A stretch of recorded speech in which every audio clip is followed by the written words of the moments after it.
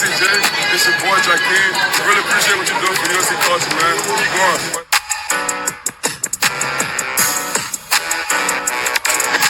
Going on, shout out to USCJ, man. Appreciate the support. Shout out to USCJ, you know what it is, nothing but love, man.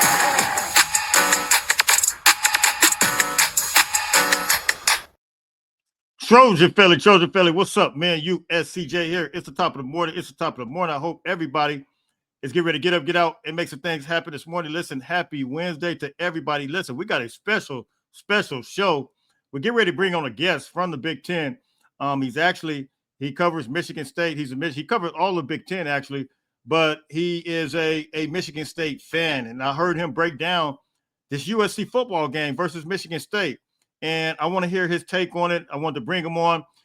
Just before we do that, though, I got a couple of news and note items I want to share with you real quick.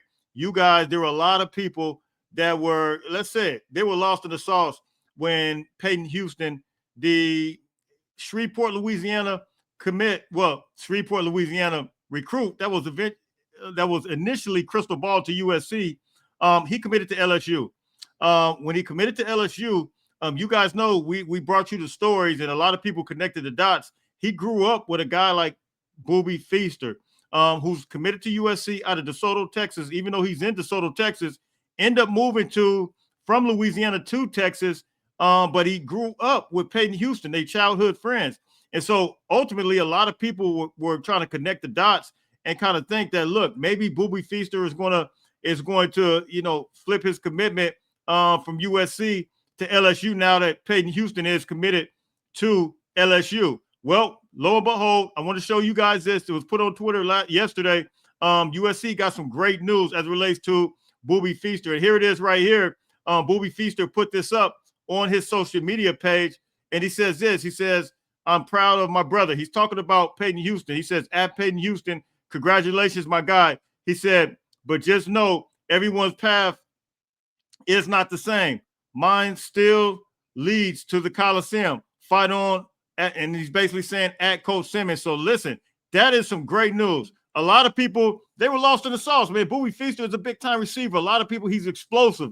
And look, Coach Simmons, the way he's been recruiting, whether it's Corey Sims, whether it's Tanuk Himes, Romero Eisen, all of these guys that we have, look, USC absolutely can move and groove with these guys, and we want to keep this thing intact. You guys know we have the number one class in the country for a reason. So that is some good news. Also, real quick, USC great. Lo and behold, look at this.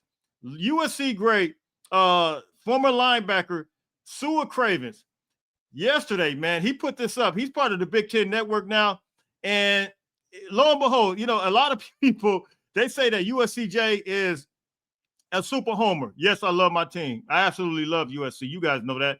But at the end of the day, man, I try to give you guys real stats, real statistics. We have Bright Bishaw on here. He played at USC last year, safety. We're giving you guys real stats, real numbers, real information, real intel. Jay walks on here with me as well. He played in the 2004 National Championship. We try to give you guys real information. And you guys remember I told you guys, I said the players that actually play there at USC, sometimes they have different takes than some of the other people. Well, look what Sua Craven said. He believes that we're going to go 8-0 before we get to Oregon. He says we're going to have a win. He feels like we're going to have a win versus Michigan State, a win versus Illinois, a win versus Michigan, a win versus Notre Dame, and a win versus Nebraska. Now, USCJ is not the only one who believes this way. So look, that is, let me say salute to Sua Cravens and really salute to all his success. He's moved from, I think, he's with ESPN now. I think he's doing radio as well as he's doing some things with the Big Ten Network. So big salute to Sua Cravens. I think he's doing some phenomenal things. But look, I can really appreciate him putting that out, man, because a lot of people are not believers. I'm a believer. We give you real stats. We tell you guys that, look, we got guys like Jakeem Stewart, true freshman that's coming in. We got Floyd Boucard, big-time guys that are coming in. We got other guys that came in that contribute to, you guys seen Josh Jarrett. We got other guys that contribute to this team, and it's really go time. We believe that with all of our heart, man. So, look, let's bring this guest in, man. He covers the Big Ten Network. Oh, excuse me, I said the Big Ten Network. He covers the Big Ten, and he has a show called Big Ten Guys. So let's bring him in real quick. Let's go. Let's roll. Hey, so All right, so here's Aaron here. All right, Aaron, how are you doing, man? hey, I'm doing great. I will tell you this though, at 11 o'clock Eastern time, I don't know how I'm going to be feeling because I'm going to be dead tired and kickoff is just going to be starting. So I know right now I'm feeling great. Saturday night, don't know how I'm going to be feeling. And I will tell you right now, I don't think it's going to be great for the Michigan State Spartans.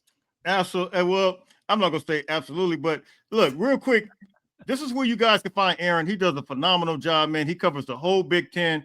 I think he'll be a great asset. Except you UCLA. guys. I don't cover UCLA. Hey, well, that's a whole other story right there, man. Maybe you guys feel about Michigan the way we feel about UCLA.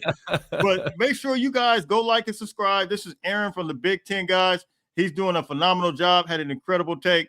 And so let's get into it, man. Michigan State right now, USC. I saw just today that we're like a 95% chance to win it. They got Michigan State, I think, right around a 4% chance. Your take, though, let's talk about your take, man, because I tuned into you and we can just get in and you can kind of tell us some things. We know about Jonathan Smith, though. He was with Oregon State and he used to give us fits. I'm just going to tell you right now, you guys have a heck of a coach. I'm going to be honest with you. Yeah. Great coach, man. He knows what he's doing. He knows what he's doing. Oh, 100%. 100%. I love Jonathan Smith. If you know anything about Michigan State football, we used to have John L. Smith, famous for slapping himself during the Ohio State game, saying the players are doing everything and the coaches are screwing us up. We finally moved on to the better Jonathan Smith. Right. And he brought a lot of great players from Oregon State. As you can tell, they're back in the dumps, as well as Washington State holding down the Pac-12. Oh my God, that's a whole other story there. The Pac-2. That's a whole other story. Yeah, but I'll jump right into it. So, dropped a video on USC the other day, basically talking about, hey, a lot of people are looking past them. Yeah, sure, they're ranked 25th. Let's be honest, they haven't played. The best team they've played is Purdue. They've had some pushover games, but again, going into Big Ten play, getting a W, and then bringing in a team like Michigan State. And I'm going to be honest, as a Michigan State fan, sure, we beat Boston College. That was a great win. If anyone watched it, for you guys, it probably finished around like 7 p.m. For me, it felt like it was like 1 a.m, but that's beside the point. Boston College just lost to Stanford. Stanford, if you watched anything in week 0, who did they lose to? Terrible. Was it Hawaii? It was Hawaii. That's right. Yeah. They lost to Hawaii. That was a great game. If you know anything about college football, you got your boy, was it Tommy Chang back in the day? Oh, man. Tommy or Timmy? Is it Tommy? I think it's Tommy. I think it's Timmy Chang. I think it's Timmy Chang. Yeah, Timmy Chang. Yeah. Well, he was a bunch gunslinger. of records, and then it was Colt McCoy. But anyways, Timmy, he's the head coach over in Hawaii now. But anyways, losing to Stanford, not ideal. So again, that win for Michigan State, you got to take it back a little bit, take it with a little grain of salt and understand, sure, it was a big win at home, but is Boston College as good as we thought they were? And I would say, I would be led to believe the answer is no. But then we go to this past week where Michigan State played Youngstown State. And any major, Power 4 conference, we got to call it now, Power 4 conference team that plays an FCS team, it's great, sure, fund the program, give them some money, but you should bury them. Absolutely. And the issue was Michigan State, Youngstown State was in that game in the fourth quarter. And as a fan, and you got to know this as a USC fan, is when you're watching a game where we should be pummeling them right now. Right. It didn't give you a good feeling at all. No, it's a pit in your stomach. It's frustrating. And so that whole game, the whole time, all I'm thinking is USC is going to be, it's going to be rough. It's going to be rough. And the thing is, you guys have a high flying offense with Maeva, and love him coming from, it was UNLV, correct? That's correct. Yeah. That's correct. Love him, love Lemon, love Lane, love all these different guys. And the issue is, in Lincoln Riley at the helm in this high flying offense is going to be a big struggle for this Michigan State defense that could not hold. Let me look at the stats real quick, but Youngstown State, they gave up 339 yards to Youngstown State. rough. Now, Youngstown State, they're Division I AA. Correct. So FCS. Okay. Yep. Right. Right. Yep. So they're. I know way too much about college football, but if you remember Bo Pelini coached for Nebraska. Yeah, Nebraska. Yeah. Yep. He coached there for a while. And then Jim Tressel was the AD there for a former while. Ohio State coach, right? Yeah. Yep. And so, the Penguins, I actually have a buddy who used to play for them. Kind of random. No one thinks of Penguins when you think of Ohio and Youngstown State, but it is what it is. And I'll tell you the last piece of info, and then I'm going to continue. Maurice Claret was from Youngstown as well. So fun fact. So everyone knows that. As I said, I know way too much about college football, but that's beside the point. Michigan State should have buried them, did not bury them. They do have weapons on offense. You're going to see that Saturday night. Aiden Childs, I think, will have a good game. You're also going to have a wide receiver in Nick Marsh, who is he's a stud. I'm familiar. Yeah. Let me ask you real quick. Go ahead. Continue. When you look, because I know you are a college football guy, when you look at the Purdue team and their quarterback and how I think they're a little better than what a lot of people gave them credit for this year, how do you compare that Purdue team to this Michigan State team? Do you feel like it's a step up, or do you feel like it's maybe even playing field? I want to tell you right now, and in my heart of hearts, I want to say it's a step up.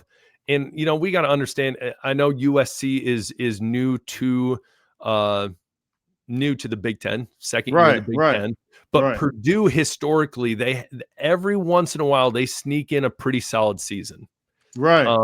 And also, you ask any Ohio State fan, Ohio State, for some reason, they play Purdue and they struggle in those games. I remember 2018, they lost that game at Purdue. Yeah, I'm a college football guy too. That's right. I can tell. Yeah. And so, in West Lafayette, they struggled. And I know USC has been going to Indiana playing Notre Dame, which we can both agree. I cannot stand Notre Dame. I know you can't stand Notre Dame. Right. So we got something else that we can, agree on.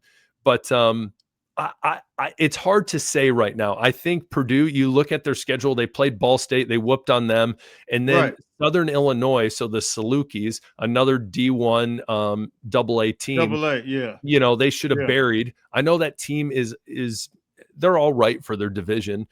Should have buried them, somewhat struggled, kind of like Michigan State. So, I could tell you it's very possible they're on a even playing field right now.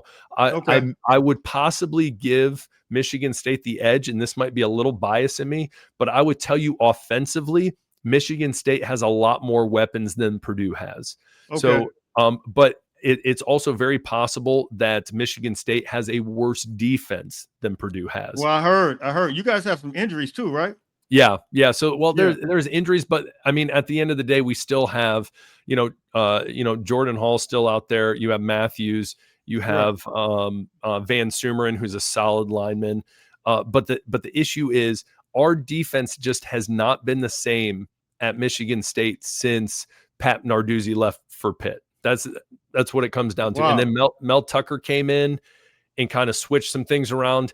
Defense wasn't ideal. We were lucky enough, blessed to have Kenneth Walker come from Wake Forest. Right. But I back to the question, I would tell you that I would give Michigan State a little edge just offensively, but defensively, it's very possible that USC can wring 55 points on us. And look at Boston College. Boston College put up some points, man. Yeah. So, the way you broke down USC, man, I mean, I felt like you did your due diligence, man. You really did your homework. And, we feel comfortable about the game. And historically, Michigan State, though, I remember Michigan State always having some powerful teams. I like Michigan State. I like the brand. Of course, I grew up in LA. So Magic Johnson, Michigan State guy, he's had a great impact on our city, man. It's particularly in our area where we grew up. And so, I've always kind of admired Michigan State. I really don't think Michigan State is going to be that far off as far as the football team. As far as the quarterback, he was one. I remember him going in the transfer portal, and the thought crossed my mind. I think him and Jaden Maiava might have been the same time in the portal, if I'm not mistaken. And I thought, he's from Southern California. He's from the area. And I thought about how are you feeling about him? I think he has right around what 600 some yards on the Yeah. season. He has 6. I had it pulled up a second. Hold on, let me see here. He has 656 passing yards, 123 rushing yards. Right. I'll tell you this. And some people have laughed at me, some people agreed with me, but hopefully you will see this on Saturday. Hopefully I'll see this. You won't want to see it, but his command of the pocket and how he runs to avoid pressure, and when he scrambles, it's going to remind you a lot of Terrell Pryor. If you remember watching Terrell Pryor from at Ohio State. Oh wow. Yeah. Wow. So it almost like, and what I mean by that is when he runs, it's just very fluid. He looks fast, but it doesn't look as fast as you would think. His stride, it's very elegant, I guess. Maybe that's the word you want to use. Right. But if he plays like I know he can play, and it can be a headache for you guys. The pocket collapses, he can sneak out of there and he's a easily problem. pop off. I remember watching him at Oregon State and him taking off. Like he'll anticipate for a minute, but he'll take off, and it's just like, I mean, I've never liked running quarterbacks, playing against them. And he's that guy that can absolutely move and groove that way. So from a offensive perspective, you guys, you feel like you guys have put up how many points, man? If you had a record prediction, wait, you're saying how many points we'll put up on USC? Yeah, how many points you predicting that you think USC will put up? Well, I'll tell you this. I think, again, I know we've talked a good amount about Aiden Childs, but I think Nick Marsh last year, freshman wide receivers, the two names you heard on a weekly basis, if you know anything about college football, was Jeremiah Smith and Ryan Williams. Those were the two freshman wide receivers you heard every day. Nick Marsh, granted, Aiden Childs was a first-year starter. It was rough, but I would put him, I'm not going to say he's right at their level, but he's pretty darn close. And he has a ton, like in my mind, in my eyes, he is a future first-round pick. And Michigan State has had a handful of those. But I think he is going to be a problem for the secondary at USC. I would tell you this: if Michigan State's defense can hang in there, and I don't know, USC is, they can hold them to 30 something, I think they can be in the game. And I think from a secondary standpoint, I'm gonna be honest with you. From a secondary standpoint, I'm not going to say we struggle because we had quite a few interceptions. Bishop Fitzgerald had a couple last week, and he's leading right now with, I think, 4 interceptions on the season. But cornerbacks, we're not. I would say, I don't like to use the word weakest, but cornerbacks is a spot we're trying to improve at. I'll just say that. So yeah. So how about Frazier? Like, how you feeling about Frazier, the running back? You know what's funny is, so Michigan State football, the last great running back was Kenneth Walker, but years before that, you have Jeremy Langford. You had LJ Scott when he was a true freshman. Langford was the guy. Dude, he was a dog. Yeah. He was, and what's funny, he was recruited, and this is what Jonathan Smith's doing. He did at Oregon State. He does at Michigan State. You find diamonds in the rough, 2 stars, 3 stars, and you develop them into stud. Jeremy Langford was a 2-star wide receiver, turned into, he played in the league for a handful of years with the Bears. And then before that, you had, Javon Ringer, and, among other guys. Yeah. But Frazier, what's funny is he kind of popped onto the scene where, a lot of people thought, oh, Tau Tolliver is going to be the starter, or Tullis. And Frazier kind of popped out in that Western game, and a lot of people are like, dang, all right, I guess this is his job. And so I think he has a lot of potential. Michigan State has always prided itself in the run game.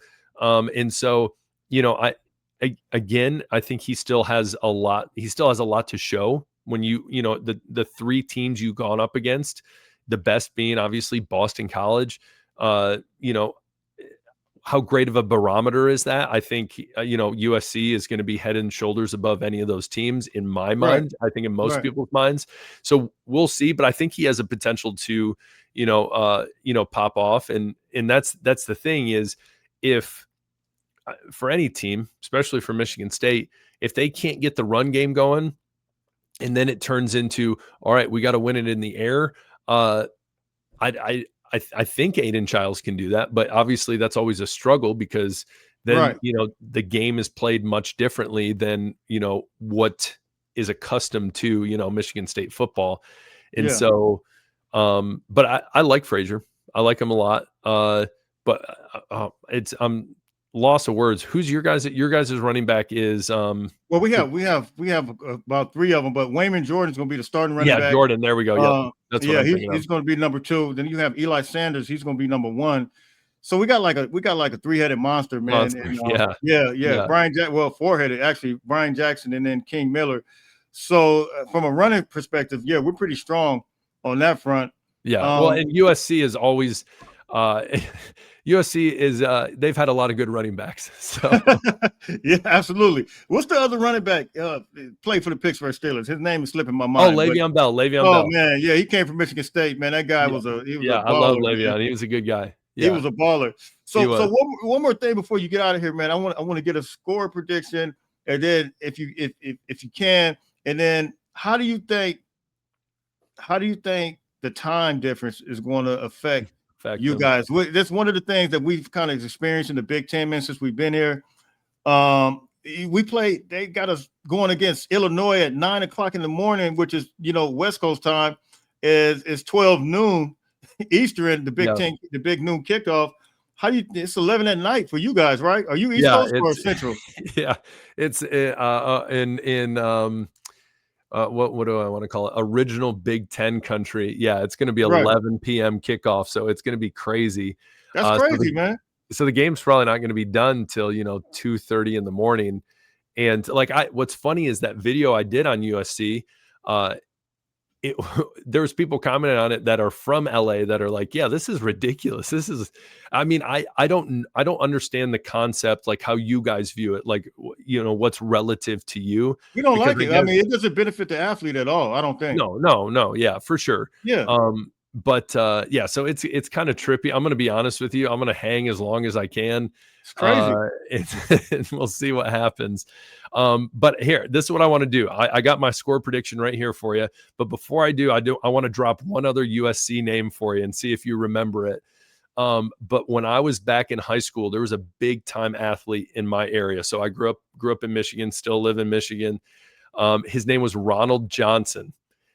He was a 5-star cornerback. Yeah.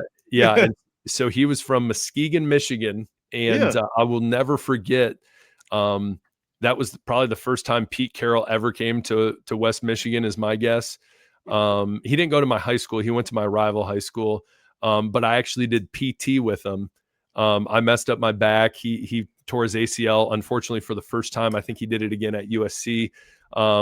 Was drafted by the Seahawks, I think. But his knee was it was toast. But such a nice guy, super nice Incredible guy. Athlete, man. Incredible athlete. He was such a great. I think he was a return guy. I know for USC when he was there. But yeah, every time I pull for USC. I got a buddy who went there. Ronald, obviously cheer for him because he went and he's a hometown kind of hero. So super random, but I figure I'd just throw that out there since this is a USC podcast, our channel. I'm gonna be honest. Like I said, basketball. USC hasn't necessarily been strong, but I'm not gonna say I'm a fan, but I've always admired Michigan State. You guys had the head coach. I mean, way back when they had Mateen Cleaves and all that, man. Baby. I mean, you guys were, you guys got the basketball program, man. So and always had quality football. So you can't never. You guys were a true Big Ten team. I can tell you that. And we know you guys are going to be physical when we watch the game. For sure. Man, well, I appreciate that. Well, I'll drop this score for you. And I got to, you're going to laugh at me because you're like, you literally made a video on USC and the good news they have playing Michigan State. But regardless, I'm going to be biased when I give you the score because I am a Michigan State fan. I got to. You got to do you, man. You got to. All right. So final score, I got 36 Michigan State. Hangs in there, 36-33 Michigan State. Aiden Childs goes off, can't be controlled. Nick Marsh gets into the end zone twice, and that we even get a defensive touchdown by the grace of God. So That is my prediction. I respect it, man. I respect it big time, man. I respect it. Hey, look, man, I really I think you're doing a phenomenal job. And I want you guys, don't forget, man, I want you guys to make sure everybody that comes on, the Big Ten guys. Now, is it one of you guys or Yeah, is it no. guys? It's me and my buddy Paul. So here's the funny thing. I would have had Paul with us today. I got another mic for him. He could have jumped on. But the issue is Paul is a Michigan fan. So when USC, do they play Michigan this year, right? Oh, yes. Yeah. We play Michigan in a few weeks. Okay, yeah, you would love to talk to Paul. Paul's a good dude. He's my best Yeah. friend. He lives right down the road. So you could have a conversation with him. I would have brought him on, but he would have just been sitting here because he doesn't want to talk Michigan State football. No, it's all good, man. Matter of fact, tell Paul we need to when Michigan comes up, we need him on here when we do a podcast together. Yeah, we'll do. I'll shoot him your number. He'll shoot you a text, and we'll get it worked out. It'll be a good time. So look, I definitely appreciate you taking out the times. You guys don't forget, Big Ten guys, man, doing an incredible job. You're at 17,000 subscribers, man. Heck yeah, baby. Let's roll. All right, man. We're cooking. So look, Aaron, I definitely appreciate you, man. And we'll have you on again. I appreciate it. Hey, have a good one. Thanks for having me on, and best of luck Saturday night. Maybe we'll be texting. If I stop texting you, that probably means I fell asleep on the couch. So. All right, man. All right, Aaron. Hey, stay blessed, my man. Hey, you too. Take care. Peace. All right, man. So look, that is it, man. We had an incredible guest. Aaron is doing a phenomenal job, man. I really like Aaron, man. I like him a lot. He projects his information well. So look, man, I'm out of here, man. Until later on, listen, everybody stay blessed. Fight on, fight on, fight on.